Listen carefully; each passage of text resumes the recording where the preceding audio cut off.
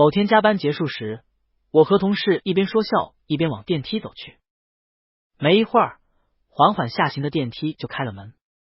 年轻的上司周岭正神色淡淡的站在电梯里，我正弯着的眉眼瞬间一正。卧槽！今天怎么这么倒霉的和他一个电梯了？这种资本家放着总裁特梯不走，干嘛非得来我们牛马专梯？我心里暗暗操蛋之后，忙不迭恭敬问好。周总好，同事们也都纷纷狗腿的假笑。周岭点头，然后似是无意睨了一眼前排的我，进来吧。我犹豫要不要先进去找死，结果直接就被更怂的同事们暗戳戳的挤到了周岭身边。马德，倒霉！正想着如何礼貌又不失尴尬的拍一拍上司的马屁时，电梯里的灯忽然闪了2闪。我还没来得及疑惑，耳边就响起了周岭的声音：“他今天真好看，可爱死了。”想捏捏他的脸，我震惊了。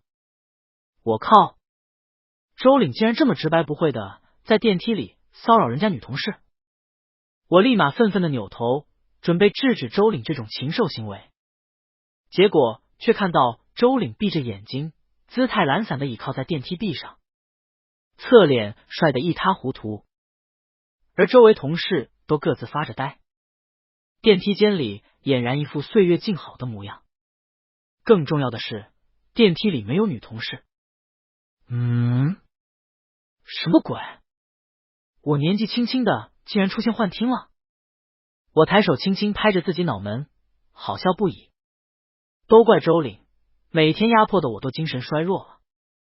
我用眼刀默默的剜着周岭，内心疯狂扎资本家小人。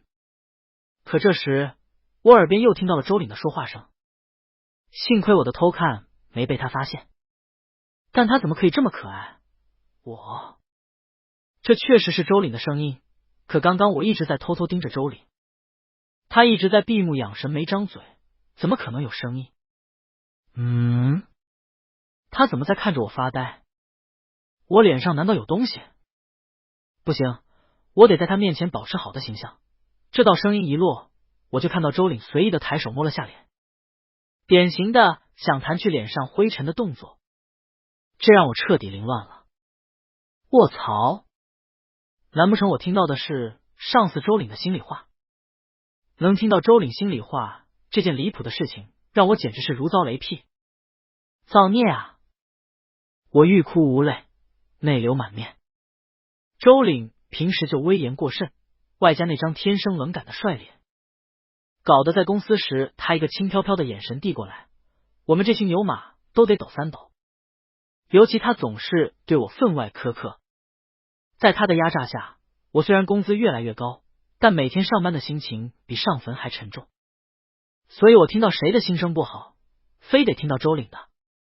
而且他似乎是个暗恋某人的痴汉，还想变态的偷摸人家屁股。这要是被他晓得我知道了他的秘密，我不得当场被他弄死吗？我一个哆嗦，立马决定把这个秘密锁死在心里。但转念又一想，听到上司的心声也不错，起码他驳回我各种报告，害我加班的时候，我就能快速了解他心里想要什么了。成吧，这也算因祸得福。我松了口气，刚刚被吓到脱虚的感觉终于缓了几分。这时电梯在一层停下，门一开，我打算跟着同事们一起往出走时，又听到了周岭的心声。今天和他这样靠近2分钟，我就已经满足了。可是我好想和沈讽来一次电梯瑟瑟。我刚迈出电梯的一条腿瞬间被惊到发软，整个人直接摔到地上。什么玩意儿？周岭他说什么？想和谁电梯瑟瑟？沈什么？什么？沈讽？怎么了？周岭的声音从我头顶响起，冷冷淡淡的，清冷不已。我懵懂的抬头看向做事要俯身扶我的上司。是的，我就是沈讽。可我他娘的是个男的啊！我一个机灵，直接连滚带爬的站了起来。周总，我没事。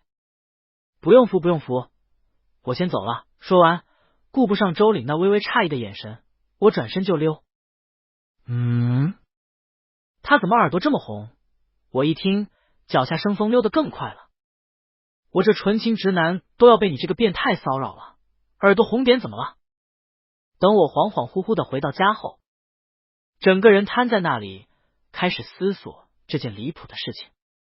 我能听到上司的心声就算了，最重要的是他性取向有点不对劲，而且似乎准备潜规则我。我懵逼，我震惊，我不知所措，所以我决定辞职。这种诡计多端的资本家，说不定什么时候就会对我下黑手。为了守住我们直男最后的苦茬子，我必须远离他。刚义愤填膺的准备写一份辞职报告时，房东给我打来了电话。小沈啊，最近房租准备稍微涨涨，这个月底你给我个信。啊，好的。挂了电话，我刚当的气势瞬间就萎靡了。周岭的公司是这个行业里的翘楚，如果我辞了现在这份虽然掉头发但是工资丰厚的实习工作，那么刚毕业我下个月就得睡大街。而且这个房子离公司距离最近，设施最齐全，不用和人合租。在生存与苦茬子中，我被迫窝囊的选择了生存。忽然间，我有了一种太监逛青楼时的无力感。唉，钱难赚屎难吃啊！我第二天灰灰的爬去了公司，整个人精神萎靡到宛如一条死狗。讲真，家人们，如果不是有历史记载，我都怀疑埃及金字塔是我昨晚连夜修的。正唉声叹气的等电梯时，耳边忽然又听到了那道熟悉的声音。沈讽今天不开心？难道工作太累？那我必须想办法再给他加点工资。我立马一个精神抖擞的扭头，笑得谄媚，堪比见了鸡的黄鼠狼。周总，早上好。早。周岭不咸不淡的回了我一句，眉眼疏散清冷，但眼神却直勾勾的看着我。我佯装看不到他眸子里的炙热，只是狗腿的向这位财神爷请示。您今天还坐这部电梯吗？我的那部电梯坏了，最近就和你们一起。没问题。接着我赶紧点头哈腰的帮我这英俊多金的上司按开了电梯。周岭去了我一眼，大长腿一抬便施施然走了进去。沈讽笑得很好看，想亲？我要先这样亲，再这样亲，然后最后我听这样现场直播般的污言秽语，耳朵又渐渐的臊红起来，烫得我面上的狗腿笑容差点没撑住。马德，看在你小子准备帮我涨工资的份上，我忍了。我表面笑盈盈，内心骂咧咧。这时周岭忽的开口：沈讽，最近实习感觉怎么样？我假笑两声，从善如流的拍马屁。非常好，我觉得我们公司工作充实，工资丰厚，各种福利也是最好的。当然我们公司的成功离不开您的英明决策和高超的领导才能，这让我倍感荣幸。周岭瞅着我，似笑非笑地点点头，连说假话都可爱的要命。还是得给他加点工资吧，最近为了转正，他总是加班，都瘦了一圈了，我心疼。我嘴角的笑意一顿，心里在某个瞬间还奇异般的软了半下。你这个男童的手段现在可真是高，差点就把我感动了。不行，我得想个办法，既能让周岭不给我穿小鞋耽误我转正，又能让他不再盯着我的屁股。我偷偷看着周岭，暗暗思索着，结果当天思来想去，我也只想到了这么几种办法。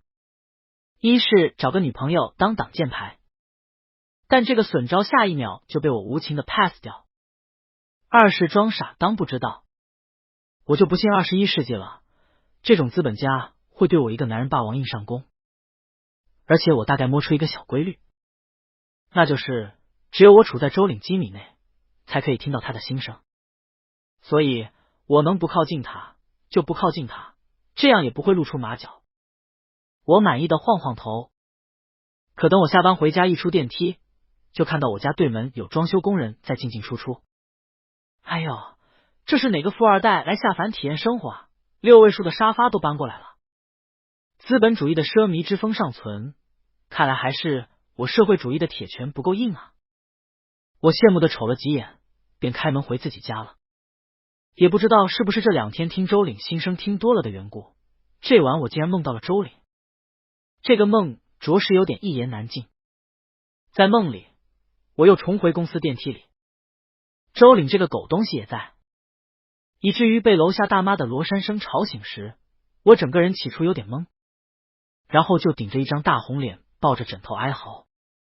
谁来告诉我，我他妖怎么会梦到和周岭这个狗东西？这是什么惊悚又操蛋的事情？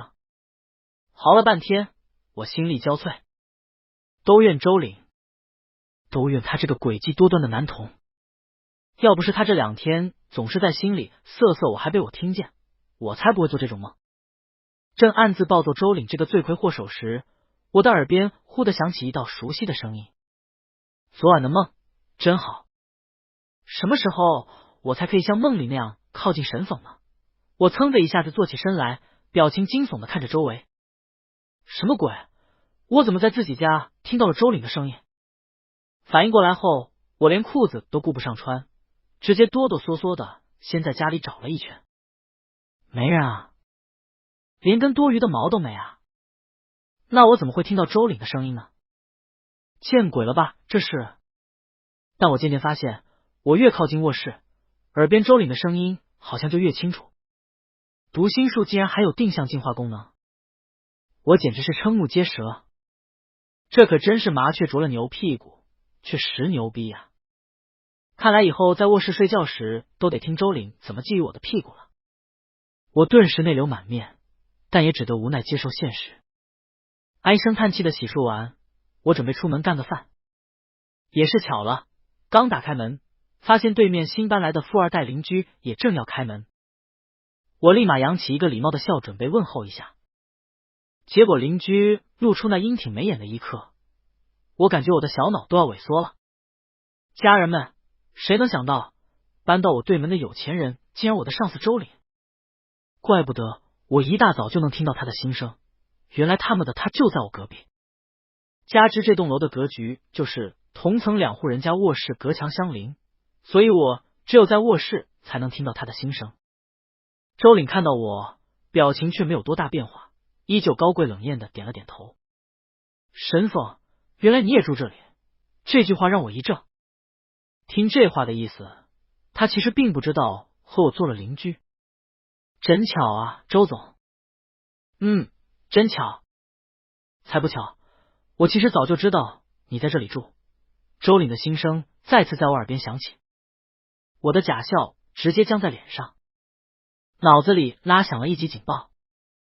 早就知道，我干，这个诡计多端的男童，为了我的屁股竟然都帮我家旁边监视我。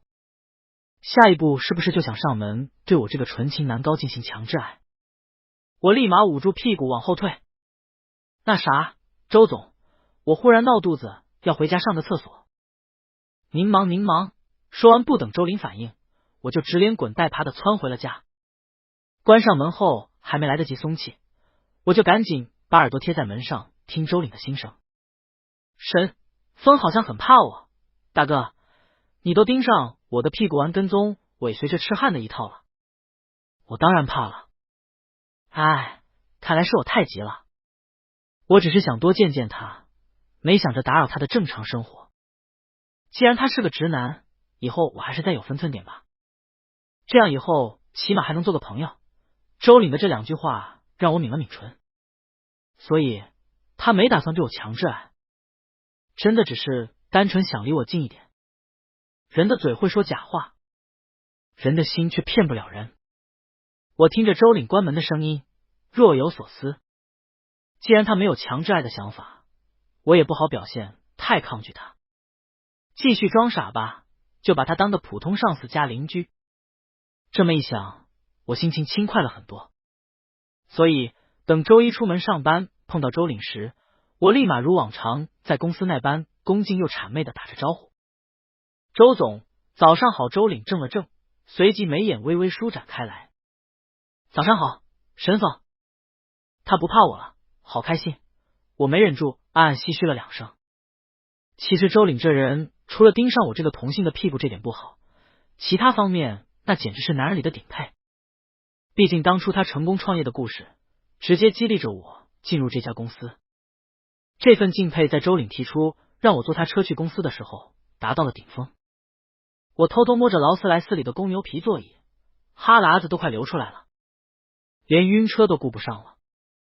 家人们，出息了，出息了！有朝一日，我这种穷鬼竟然也能坐上这种豪车，搞得我都想当个小白脸帮周岭大款了。钱不是万能的，但没有钱却是万万不能的。屁股痛就屁股痛吧，谁走上人生巅峰前不吃点苦呢？毕竟和周岭捡肥皂这事说出去我也不亏。神风，在想什么？在想你。正畅想美好生活的我下意识顺嘴回了一句，可话音一落，豪车骤然行驶出一个大大的 S， 搞得旁边的车慌忙避让，叫骂声鸣笛声此起彼伏，但看到是劳斯莱斯后又都齐刷刷的戛然而止。我也被吓得一惊，刚刚还神游天外的思绪瞬间被拉了回来。我靠，我刚刚是不是说了什么屁话？在想什么？在想你。完了，这周岭绝对会误会。我咬了咬自己这不听话，立马结结巴巴的狡辩。周总，你听我给你解释啊。周岭此时已经恢复了正常，他偏头看了我一眼，目光灼灼，烫得我都不敢直视。你说。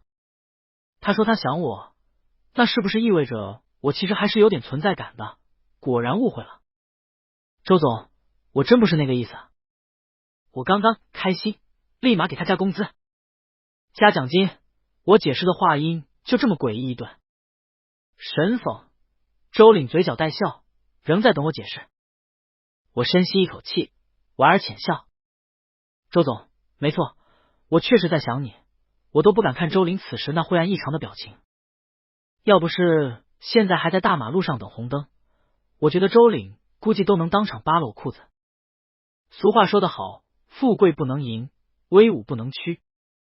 可是他给我加工资啊，我该屈的时候也得屈，误会就误会吧，不能太误会就行。所以我稍稍酝酿了下，换了一种委婉的解释。周总，我摸到这豪车就一直在想您，这肯定是您为公司日夜操劳的结果，所以我会以您为榜样，时刻牢记，更加努力工作。我叭叭两句，硬是圆了回来，顺便还拍了一波马屁。车里暧昧的气氛骤减，周岭眼里的热意就这么渐渐的消散。他淡淡地点点头，便扭回头继续开车了。失望之情不言而喻。原来不是真的想我，我在自作多情什么？还好我没着急做什么，不然又把他吓到了。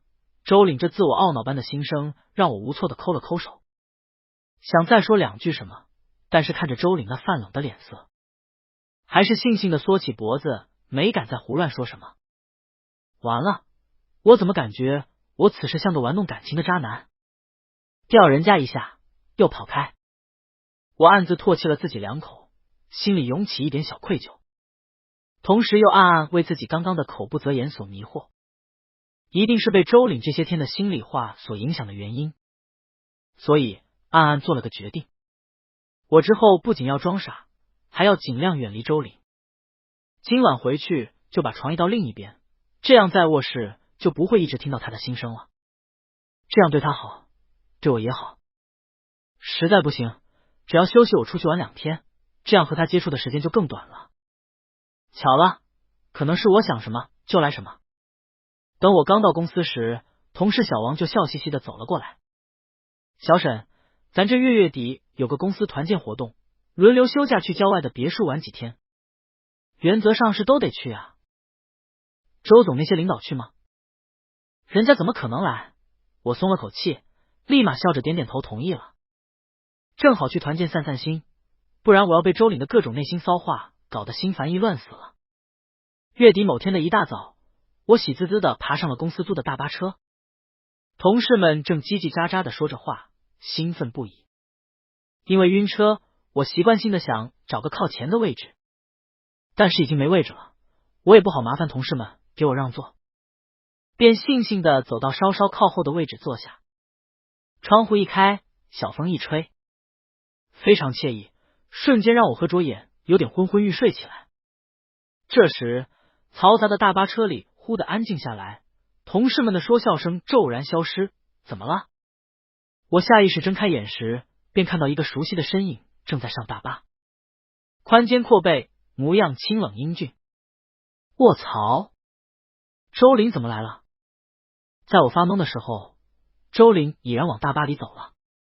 同事们反应过来后，立马争先恐后的假笑问好：“周总好，周总您亲自出来玩啊？”幸好赶上了，不然就要错过和沈混出来玩的机会。话说沈风在哪里？心声响起的同时，周林把目光投向了车里，开始搜寻着我的位置。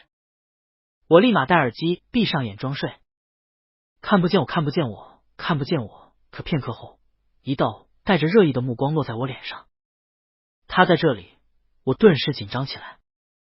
大哥，你别过来，别过来啊！这么多座位，您再找一个就好了呀。干嘛非盯着我旁边的座位？我不洗澡，胖臭的呀。但在我虔诚祈祷下，周岭还是来到了我面前，清冽气味探入我的鼻子。我悠悠的叹了口气，躲不过啊，躲不过。就在我准备假装睡醒给他让座时，周岭的心声又响了起来。沈风睡着了。睡着的他好乖，那我就不吵醒他了。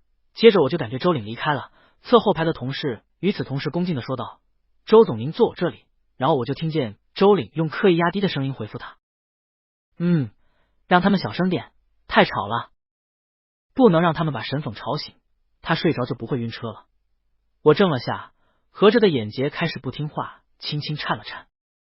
同事们都碍于周岭的命令不敢说笑了，集体开始闭眼浅眠。大巴车里原本嘈杂的声音骤然消失了很多，我就这么一边发呆一边装睡着。周岭这人真能处，我装睡不搭理他，他还为我着想。马德，忽然想抽我自己2下，但装都装了，现在醒来我和他都尴尬，索性我就一直装着算了。大巴车开动后，还没等出城，我晕车的老毛病就犯了，头晕眼花，恶心想吐，实在装睡装不下去了，我睁开眼喝了口水，企图压这难受的感觉。结果这个时候大巴车一个颠簸，我当场就白了脸色。我欲哭无泪，今天要是吐车上，估计就直接在周岭和同事面前射死了，说不定周岭会被我恶心到不再缠我的身子。这么一想，我差点没忍住乐出声。行吧，咱这也算是苦中作乐。我抬手把车窗开大了点，想靠吹风继续缓缓，但是作用不大，因为这个司机估计是把大巴车当赛车用了，技术感人。我就只能默默的从包里翻出一个塑料袋，准备迎接最坏的打算。不该来的，在家睡觉多好啊，说不定还能蹭一下周岭家的鲍鱼海参啥的。正暗自幽怨的时候，肩膀忽的被人轻轻拍了一下。沈总，我白着脸慢吞吞的侧头，就看到周岭站在我座位旁边，一向冷淡的眼里泛着紧张之色，他都难受的脸白了。谁选的这破地和破车？心疼。周总，不用动，我给你晕车药，你吃一片。晕车药。看着他手心里的小药片，我的眼睫再次不受控的颤了几颤，然后慢吞吞的抬手把他手心里的药拿过来，微凉的指尖擦过他温热干燥的掌心，引起一点点痒意。我小声道谢。谢谢周总。没事。周林语气温和，盯着我吃了药后，他直接抬脚往司机那里走去，去前面找个地方停车歇歇，另外开车稳点。好的好的，周总。偷偷瞅着他那带着冷意的利落侧脸，我的心里骤然间有些不平静起来，像是被人轻轻地温柔的戳了戳，泛起异样的涟漪。司机很听话。之后去团建地点的路上，开车水平被迫直线上升，那叫个稳啊！甚至中途还时不时停车歇歇，我得以下车走走。晕车带来的难过很快就退去了。我稍稍犹豫了一下，转身就去路边的商店买了瓶店里最昂贵的矿泉水。等我找到周岭时，他正淡着脸站在那里，听着我们主管拍马屁。看到我那一刻，他的脸部线条瞬间柔和了几分。我攥紧手里的水，顶着他直勾勾的视线走了过去。周总，谢谢您的药，我给您买了瓶水，您不要嫌弃。客气。这瓶水我要拿回家供起来。好开心，我的关心被他看到了，我不自觉扬起了一个浅笑。确实看到了，周岭的爱虽然变态了点，甚至让我有时候害怕的想逃，但是换个角度想，这么优秀的男人都偷摸暗恋我，我的魅力得多大呀？这么一想，我还颇有点膨胀。其实自从我大学时父母因意外去世后，我已经好久没有这么被人坚定的偏爱过了。这种偏爱与朋友的关心、同事的礼貌问候不同，让人有点忍不住心软，不想再抗拒。这么想着，我对周岭笑得更灿烂了。到达郊外的别墅时，我的心情无比美妙，疯狂跟着同事们吃吃喝喝，还准备凑一起玩真心话大冒险。但开始玩的时候，我就不自觉地看向角落的周岭。他身居高位，气场强大，同事们都对他恭敬有加，更有甚者直接下意识避开他。这一下就显得他有些可怜了，只有一个秃顶的主管陪着他。我抿了抿唇，起身朝他走去。周总，要一起玩吗？周岭估计是没想到我会来邀请他，一下子怔住了。神讽，他在邀请我，原来他真的不害怕我了。顶着他骤然深沉的目光，我有些不自在的抠了抠手。邀请玩个游戏而已，他激动的就像我在邀请他色色一般。在我莫名有些羞恼的时候，周岭才缓缓开口：好。我莞尔一笑。周岭的到来让同事们变得异常拘谨，面面相觑。可某人却不在意这些冷场尴尬，直接大手一挥，随便玩。我不介意，反正能和沈混挨着做就行。我脸一红，靠，丧尸现在咬一口他的脑子都要呸2句恋爱脑。我无奈，只能带头调动着气氛，开了几个无伤大雅的小玩笑。众人看周岭一直浅笑的围观不反对，气氛才热闹起来。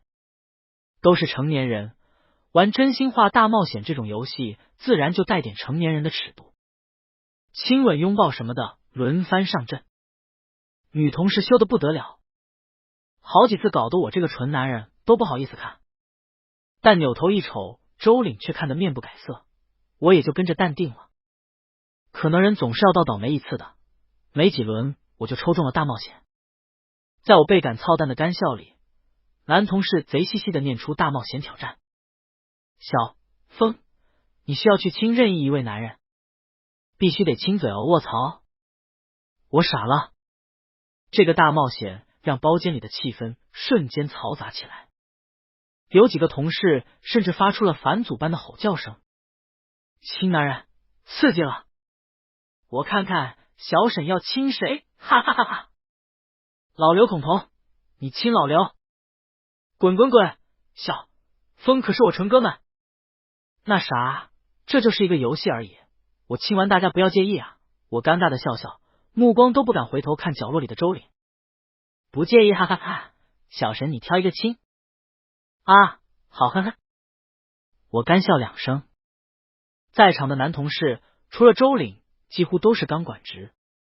我他妈亲谁都有点尴尬吧。在众人的起哄声里，我只得把目光投向了旁边的小王。要不亲小王吧，他肯定不介意。只是下一刻，周岭咬牙切齿的心声在我耳边响起：沈风要是亲小王，我就扣光小王的奖金。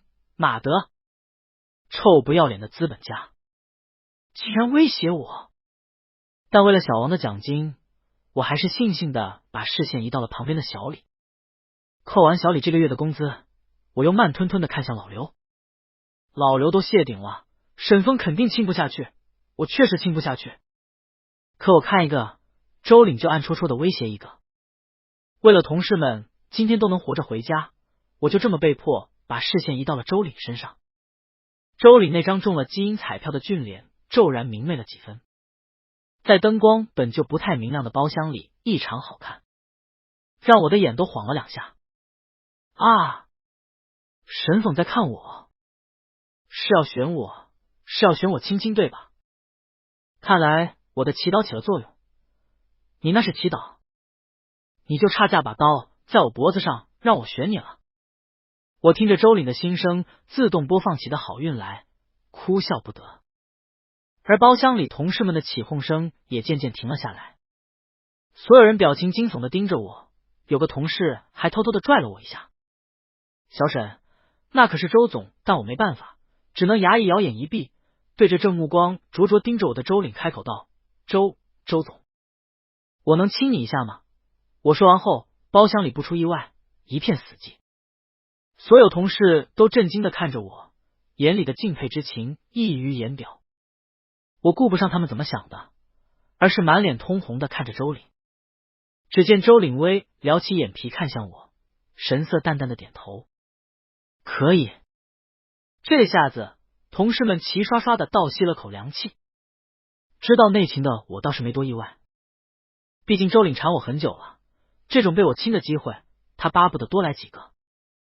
赶紧亲完了事，不然周岭心里车已经飙到美国去了。于是在众目睽睽之下，我主动亲身朝周岭亲去。也不知道周岭这种资本家是不是每天都泡在香水池里，我一凑近就闻到他身上好闻的清冽气息，一下子把我还算理智的脑袋熏得有些发懵，像是被慢放的复杂的化学反应勾走了呼吸和抵抗力。怪不得公司那些女同志说周岭身上味道迷得他们不要不要的，感情他们还真没说假话。微微湿润的，泛着点酒味的，好软，好喜欢。周岭低低的叹声在我耳边响起。这时别墅里的灯莫名的闪了两下，同事们的注意力被吸引了过去。我趁机故作淡定的直起了身。谢谢周总配合。不客气。周岭看着我，眼里的情绪再自然不过。等同事们在关注我俩时，我俩已经都自然的坐好了，只是耳朵烫得厉害，心也跳得厉害。我抠了抠手，让自己冷静下来，但还是忍不住想去偷听周岭此时的内心想法。这小子肯定已经开始瑟瑟了。结果我听了半天，却什么都没听到。我狐疑的偏头，发现周岭仍在静静的看着我，眸色深沉。不对啊，他出现这个眼神的时候，心里的瑟瑟已经是够打马赛克的程度了，怎么我却一点都听不到呢？突然听不到周岭的心声后，我有些慌了。这就是像个某种偏爱突然消失一般，让我不适应不习惯，甚至有点害怕。我心急的往周岭身边又蹭了蹭，结果还是听不到。怎么回事？都这么近了，怎么还是听不到？忽的，我心里冒出一个离谱的念头，难不成我之前听到的声音只是我自己的幻想？这个可能性让我骤然变得茫然起来。沈总，你的脸色很不好，怎么了？周岭低沉淡雅的声音把我拉回了现实。我懵懂的偏头看着他，那我为什么会幻想周岭暗恋我？我不会已经饥渴到这个程度了吧？没事，周总。那什么，我忽然想起家里有点事，所以就先回家了。你们好好玩。同事们纷纷询问我，我也不知道怎么跟他们说我此时的操蛋心情，只能敷衍了两句，就拿着包往别墅区外走。刚出别墅没两步，就被周岭拉住。他眉心微蹙，低眼看着我，语气温沉。我送你好吗？他这与之前一模一样的态度，让我勉强平静了几分。好，我现在心烦意乱，实在顾不上舔他，只能扯出一个笑表示感谢。我甚至都顾不上想周岭的那辆豪车是怎么突然出现在别墅的。一路无言的回了家，我道过谢后，便浑浑噩噩的关上了门。自从听不到周岭的心声，我感觉自己像是少了点什么，烦躁又空虚。这种失控的异样让我当晚一直失眠，直到第二天，家门突然被人拍响。我丧着脸打开门，就看到门外站着笑嘻嘻的表妹。建哥，我来你们城市考试，给你打了半天电话，你怎么不接啊？手机静音了，快进来快进来！我顿时开心不少。表妹性格开朗，从小和我关系不错。自从我父母离世后，她家就对我照顾有加，所以当她提出想借助一晚考完试就走时，我毫不犹豫就答应了，并且给她点了一堆她爱吃的东西。正说说笑笑谈论最近老家的事情时，又有人敲门。我以为是外卖，赶紧去开门，脸上还带着残留的笑意。是外卖，结果看到门外人，我表情一顿。是周岭。周总。周岭的目光极快的上下扫了我一遍，绷着的俊脸才舒展了几分。我来是想看看你建哥。谁啊？表妹突然蹦过来贴着我，打断了周岭的话。是我上司。我拍了拍他的脑袋，让他正经点。嘻嘻，那你们聊，我不打扰了。我无奈笑了下，转头想和周岭礼貌的介绍一下表妹，结果发现周岭的脸色阴沉沉的，浮着一层骇人的冷意，搞得我脊背都凉飕飕的。我试探般的叫了他一声周总。周岭静静的望着我，片刻后低低道：没事了。你忙。说完就直接转身回了自己家，只是进门时差点撞到门框上。我张了张嘴想要慰问下，但又不知道如何开口，叹了口气，索性我也关上了门，继续和表妹吃着。结果刚吃没几口，门又被敲响了。来人又是周岭。他绷着脸，神讽：借个酱油啊！好的，我立马给他拿了酱油。周岭无情的走了。我悻悻的关上了门，没过2分钟，门又被敲响了。今天我家的门真是业务繁忙啊。依然是周岭。我傻了。他继续绷着脸：沈峰，借个盘子。我只能又给他拿了个盘子。然后他又无情的走了。就这样，一晚上周岭来来回回敲了我家5次门，每次都借东西。这异常的表现让我渐渐品出了点不一样的感觉，像是你那位帅的堪比吴彦祖的上司是不是在吃醋啊？我一怔，随即快速否认。说什么呢？人家吃哪门子醋？吃你的醋啊，他估计是把我当你女朋友了。果然，帅哥都是喜欢帅哥的。你那些男文学我迟早都给你扔了，每天看的都魔怔了。我故意斥责他。表妹依然笑嘻嘻的。我说真的，哥，你不觉得你那位上司喜欢你吗？我低着头，胡乱的摆弄着筷子。片刻后才低低的追问：你怎么看出来的？嘿嘿，他看你的时候，那眼神都恨不得把你裤子当场扒掉。也就只有你这种迟钝的人看不出来了。我又不傻，吃你的饭。我低头吃着饭，嘴角却难以压下去。所以他的心声是真的，周岭喜欢我也是真的。我没有幻想，也没有自作多情。我感觉自己的心突然像是在夏天长满风的青草坡上打滚，然后又滚到了云朵上，最后乱得一塌糊涂。表妹看我傻笑着，没忍住戳了戳我。哥，话说你就不想着和这位上司谈个恋爱吗？我轻咳一声。他是男的，我也是男的，谈什么谈？男的和男的怎么了？只要互相喜欢，谈就谈了呗。不过哥，关键是你喜欢，你们老板不？我攥着筷子的力道一下子紧了很多，许久后轻轻回了一句：喜欢。我是喜欢周岭的。是我钻牛角尖了。我刚开始确实对周岭又惊又怕，但是自从能听到周岭的心声后，我明白了，他也是会因为喜欢我而卑微，也会因为我的一点回应而开心。这种具有反差感的偏爱让我很难不心动，而当我因为听不到他心声后所带来的慌乱也是真切存在的。我怕这份喜欢是假的，我怕他不喜欢我。那一瞬间我豁然开朗。所以当周岭再次敲响我家门借东西时，我笑着对着表妹说道：表妹，你去帮我老板拿下勺子。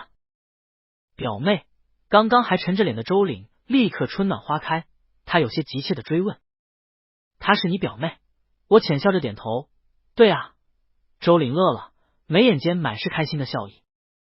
顶着周岭那直勾勾的视线，我淡定的打趣他：周总，还要勺子吗？不要了。哦，那我弯了弯眼睛，可以陪我下楼走走吗？周岭一怔，随即忙不迭点头。不得不说，一向高冷漠然的老板这么听话起来，就跟一条大狗一样，仿佛只要我不招手，他就永远不会越界。我随手套了个外套，和他去坐电梯下楼。很巧，今天的电梯里只有我俩。我不禁想到了之前在公司电梯里灯光闪烁了2下后，我就听到了周岭的心声。在别墅亲了他后，灯光又闪烁了2下，就好像是冥冥之中的神明让我去发现周岭心中的秘密一般。这个巧合让我没忍住勾了勾嘴角。沈风，在笑什么？周岭，我可以这么叫你吗？当然可以，我轻笑一下，便主动出击。周岭，你相信我可以听到你的心声吗？什么？周岭扬了扬眉，对于我突然冒出的荒诞之语很是不解。上个月加完班，我和你坐了一趟电梯，也就是我摔倒的那天。你知道我为什么会摔倒吗？因为我听到了你的心声。周岭的脸色一下子凝住了，眼神慌乱。什么？我侧头看向他，温声道：我听到你说我穿的裤子显得屁股翘。你说我可爱，你想和我来一场电梯沈风？别说了。周岭轻轻的捂住了我的嘴巴。我看见他罕见的红了脸，他的这个表现让我心里的最后一点疑虑也打消了，因为他的心声是真的。周岭很快的冷静了下来，他撤开手，退后一步，拉开了和我的距离。抱歉，我只是情难自已。如果你觉得不舒服，我不会再想这些事情。说完，电梯正好到了，他直接转身离开了电梯。周岭的这卑微的表态让我的心软的一塌糊涂。周岭，我没有不舒服，我希望你能一直这么想下去。周岭高大背影一顿，随即他不可置信的回过头。什么意思啊？我就这么笑盈盈的看着他，意思就是我允许你喜欢我，毕竟我也很喜欢你。我该如何形容周岭那一刻的开心？反正他好看的眸子里骤然炸出了亮光，璀璨如星。所以当周岭万分激动的抱住我时，我给予了同样的回报。他说谢谢，我说客气，你回头把咱公司里禁止办公室恋情的规则改一下就行。周岭笑了，早就改了。正文完，周岭番外我认识沈健，其实是在来公司面试的时候。这种面试我从来不会参与，只是那天突发奇想，想去看看。